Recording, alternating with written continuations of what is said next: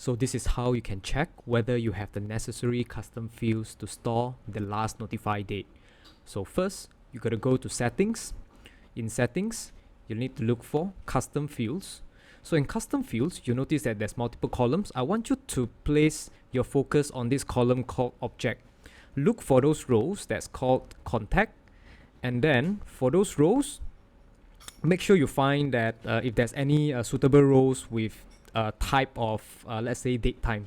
So in this case, I do not have any contact custom field with the type date time. So meaning that there is no way for me to store the last notified date.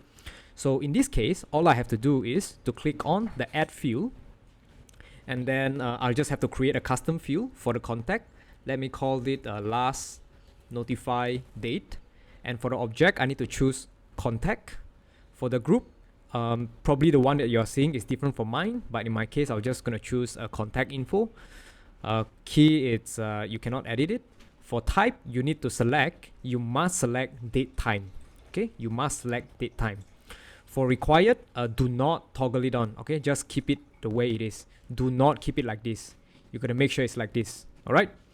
Once done, just click create. Once created, you should see that the last notified date of type date time has been successfully created.